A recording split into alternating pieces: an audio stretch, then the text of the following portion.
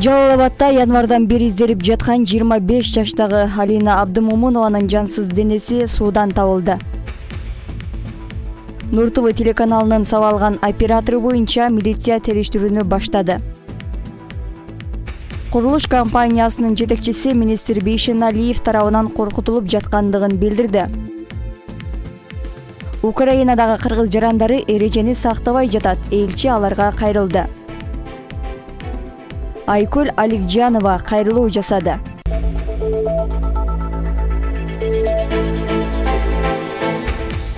Жалал Абадта дээрлик 2 айга жакын убакыттан бери дайынсыз болуп изделип жаткан 25 жаштагы Алина Абдымомунованын жансыз денеси табылды.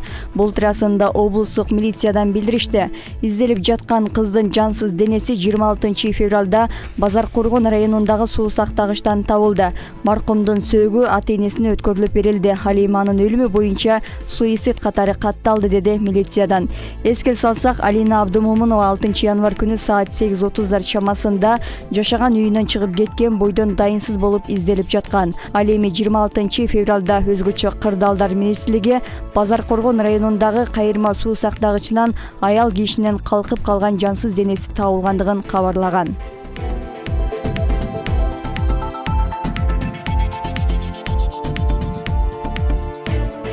Ош шаарында Нур ТВ телеканалынын оператору Тимурлан Эрнис уулунун сабалышын милиция териштирип жатат. Каналдын редактору Мерим Абдылажанованын айтымында оператордун оозу жырылып, ооруканага кайрылды. 28 февралда оператор менен кабарчы вице-мэр Жасур Азимовго интервью алганы барышкан. Баштапкы маалыматтарга караганда, журналисттер менен кабылдамада олтурган жарандар кезек талашып чыр чыккан жана алардын бири операторду уруп жиберген. Шаардык ички иштер башкармалыгынын басма сөз кызматы окуянын чоо жайын иликтеп жаткандыгын кабарлады.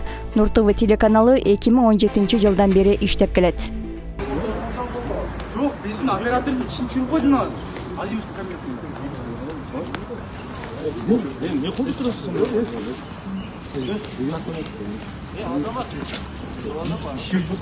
Азыр биз айна жазабыз, биз анченде. Баягы деп атат, данныйларын алып калып бул. Данныйлар. Мен айшылым. Айшылым танышпа. Бол, бар. Эме жазып койгон.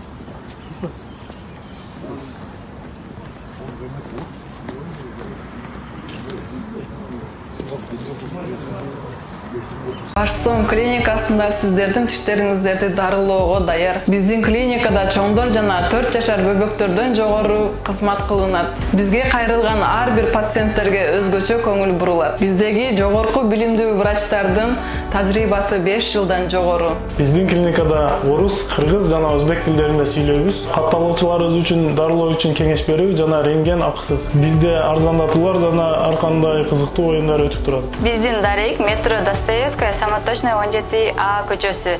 Биз метрого болгон 2 минутта. Бардык суроолор боюнча ушул номерлерге кайрылсаңыздар болот. 8915 444 80 52. Тишиңиздин сактыгы биздин камкордугубузда. Биз сиздерди күтөбүз.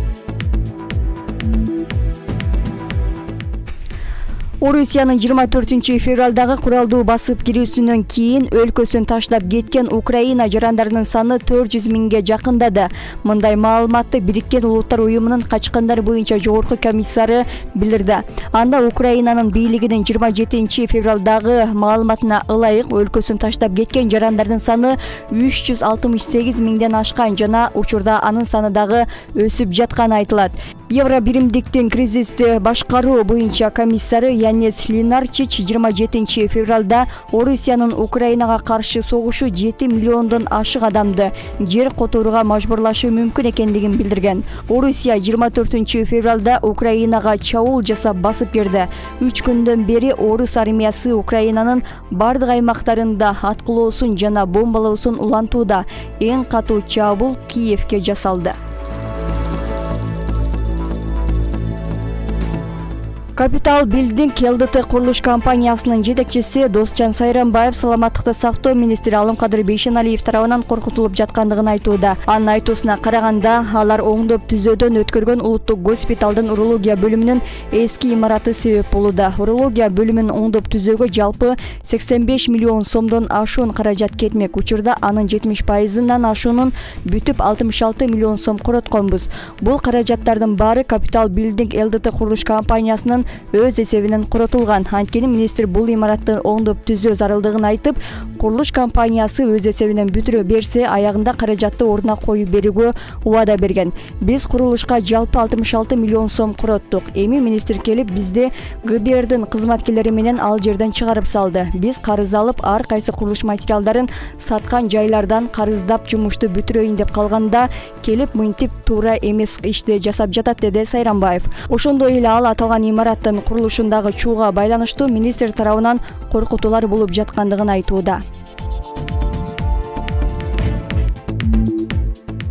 Кыргызстандын Украинадагы элчиси Идрис Кадыркулов Кыргызстандын кээ бир жарандарынын жоопкерчиликсиздигине нааразы болуп, чет элдиктер үчүн жалпы эрежелерди сактабай жатканын айтты. Аскердик конфликт башталганда консулдук бөлүмгө Кыргызстандын 50 жараны мекенине кайтуу үчүн күбөлүк алуу максатында кайрылды.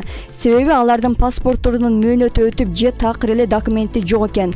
Балдардын ата-энелери Украинада төрөлгөн балдарына документ алып же мөөнөтү өтүп кетсе узартып койгонго дагы жараган эмес.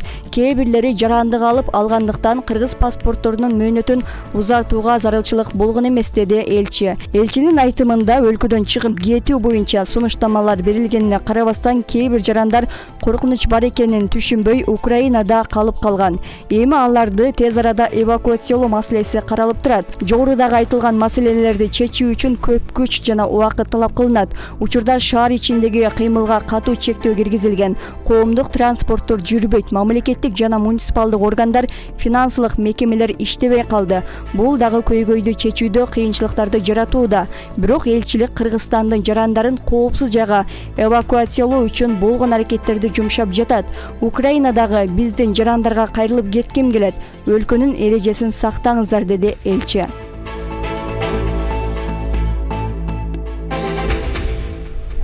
Президент Садыр Жапаров дүйнөдөгү кырдаалга байланыштуу кыргыз экономикасындагы жагдай боюнча кыргызстандыктарга кайрылды. Акыркы күндөрү эл аралык жагдай жана дүйнөлүк рынокто кырдаал кескен курчуп кетти.